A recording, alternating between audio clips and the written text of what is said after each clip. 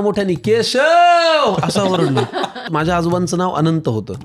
त्यांचा केशव नावाचा त्यांच्याच वयाचा 76 वर्षाचा मित्र एके दिवशी मला भाजी मंडईत दिसला.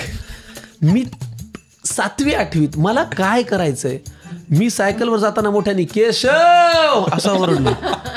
अरे त्याचं वय 76 आहे, तू 6वी 7वीला आहेस. बरं हे केल्यानंतर ना त्यांनी असं वळेपर्यंत मी पळून आलो.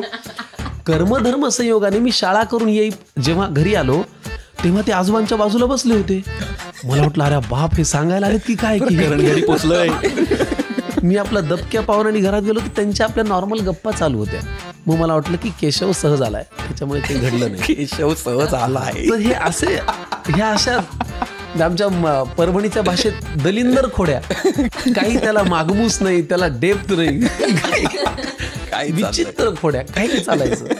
भावा व्हिडिओ चांगला वाटला तर सबस्क्राईब करा.